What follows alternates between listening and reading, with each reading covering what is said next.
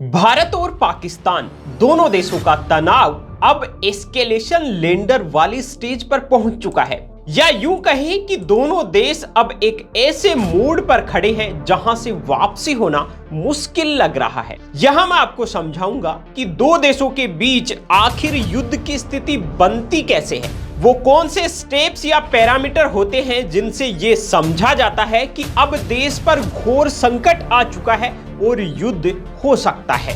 भारत और पाकिस्तान की स्थिति की अभी की बात करें तो जो पूर्ण युद्ध के हालात या स्थिति होती है, हम उसके चौथे पायदान पर पहुंच चुके हैं। अगर हम 3 कदम और आगे बढ़ गए तो फिर वो होगा जिसकी कल्पना से भी डर लगता है। तो क्या अब भारत का अगला कदम है वो पूर्ण युद्ध होगा? क्या भारत और पाकिस्तान अब वापस नहीं लौट सकते?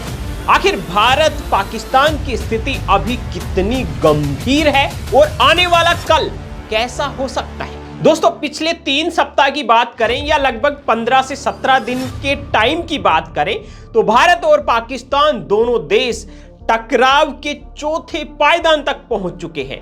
यह चौथा पायदान क्या है, इसकी आगे मैं वीडियो में बात करने वाला हूं। देखिए, 22 अप्रैल को पहलगाम हमले से इसकी शुरुआत हुई। 7 मई को भारत ने पाकिस्तान के आतंकी ठिकानों पर एयर स्ट्राइक की। अगले ही दिन पाकिस्तान ने भारत के सैन्य ठिकानों पर मिसाइल और ड्रोन से हमले किए। दोनों देशों में हमले का ये सिलसिला अभी भी जारी है, लेकिन देशवासियों के मन में एक सवाल उठ रहा है। अब ऑपरेशन सिंदूर के बाद भारत पाकिस्तान पर किस तरह का और कौन सा हमला करने वाला है? क्या भारत का अगला जो स्टेप है वो पूर्ण युद्ध का है?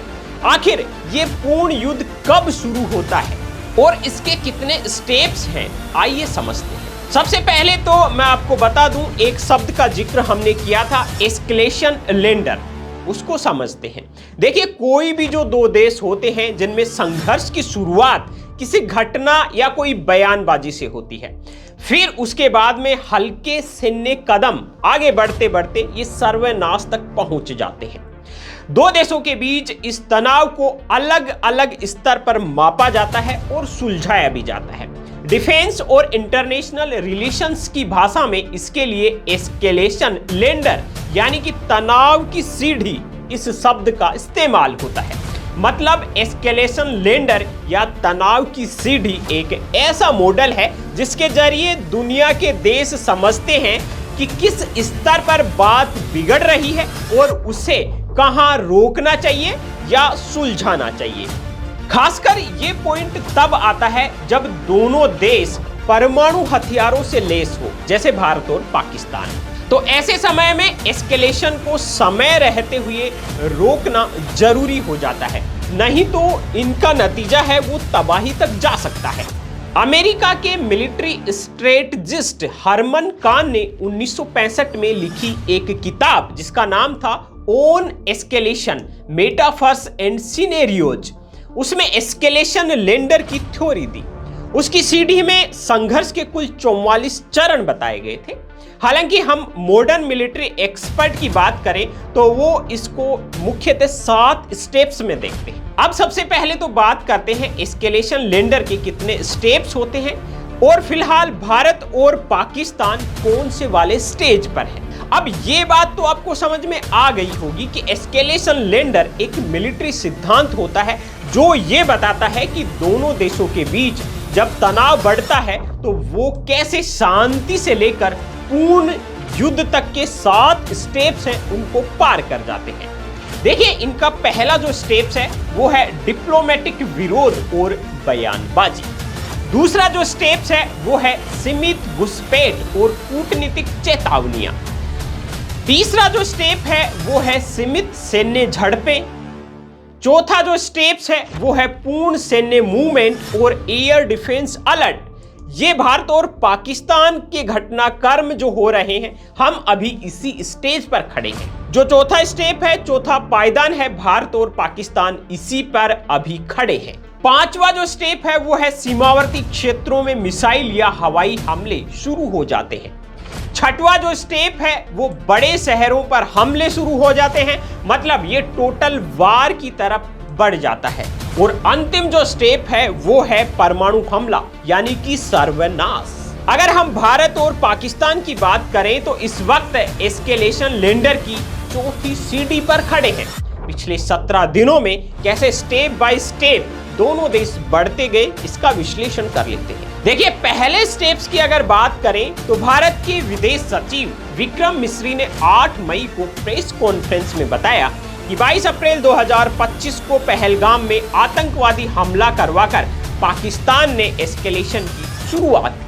दूसरे स्टेप की बात करें तो 23 अप्रैल को भारत सरकार ने पाकिस्तान पर 5 पॉइंट में एक्शन लिया था, जिसमें उनके डिप्लोमेट्स की संख्या को घटाने से लेकर अटारी वाघा बॉर्डर बंद करना और सिंधु जल संधि जो सबसे इंपॉर्टेंट थी उसको रद्द करना। ठीक भारत की घोषणा के बाद पाकिस्तान ने भी इसी तरह के कुछ कदम उठाए थे। तीसरे जो स्टेप्स की बात करें तो वो था पाकिस्तान ने पहलगाम हमले के बाद सैन्य तैनाती बढ़ा दी थी। उनके नेता और सैन्य अफसर परमाणु हमले की धमकी देने लगे थे। भारत और पाकिस्तान दोनों देशों ने मिसाइल टेस्टिंग शुरू कर दी थी, युद्ध के लिए अभ्यास भी शुरू कर दिए थे। चौथा जो स्टेप्स है जहां पर अभी हम खड़े हैं वो है भारत ने 7 मई को पीओके और पाकिस्तान में स्थित 9 आतंकी ठिकानों पर एयर स्ट्राइक की। 8 मई को पाकिस्तान ने भारत के 15 सैन्य ठिकानों पर हमले की कोशिश की। भारतीय सेना ने S-400 डिफेंस सिस्टम के जरिए इन हमलों को नाकाम कर दिया। जवाब में भारत ने अगले दिन सुबह पाकिस्तान का एयर डिफेंस सिस्टम तबाह कर दिया। 8 मई की रात भी दोनों देशों के बीच हवाई झड़पें हुई थी। आपको बता दूं कि एस्केलेशन लेंडर में 5वां स्टेप पूर्ण युद्ध का ही होता है। कोई भी देश जंग का ऐलान करके जंग नहीं लड़ते हैं। किसी एक देश की कार्रवाई जो होती है उसके बदले में दूसरे देश का कैसा रिएक्शन आता है उसके हिसाब से ये तय होता है कि आगे एक्शन है वो कितना सख्त होने वाला है। फिलहाल तो यही कहा जा सकता है कि जंग जैसी स्थिति है पर जंग नहीं है। अभी दोनों देशों ने खुलकर जंग का ऐलान भी नहीं किया है, लेकिन दोनों ओर से एक्शन हो रहे हैं। ऐसे में अगर सैन्य कार्रवाइयां बढ़ती हैं तो कहा जा सकता है कि अब संघर्ष बढ़ रहा है। इस संघर्ष में जब आर्मी, एयरफोर्स और नेवी यानी कि सेना के तीनों अंग शामिल हो जाते हैं तो इसे फुल फ्लेज्ड वॉर यानी कि पूरी तरह से शुरू हो चुकी जंग कहा जाता है। तो दोस्तों, ये थी भारत और पाकिस्तान के बीच अभी जो तनाव चल रहा है उसका एक विश्लेषण, किस तरह से स्थितियां बनती हैं और किस तरह से उनको मॉनिटर किया जाता है, एनालिसिस किया जाता है। ये जानकारी आपको पसंद आई है तो वीडियो को कर दीजिए लाइक और हमारे चैनल BN हिंदी को अभी सब्सक्राइब कर दीजिए। वीडियो को ज्यादा से ज्यादा शेयर कीजिए। आप खबरें ही नहीं उनका विश्लेषण भी देखें नए अंदाज में। BN हिंदी न्यूज चैनल पर आपको मिलेगा राजनीतिक विश्लेषण, खेल जगत की खबरों का विश्लेषण, दिन भर की टॉप ट्रेंडिंग खबरों का मॉर्निंग न्यूज बुलेटिन। अभी BN हिंदी को YouTube में सर्च करें और खबरों के विश्लेषण की दुनिया को एंजॉय करें।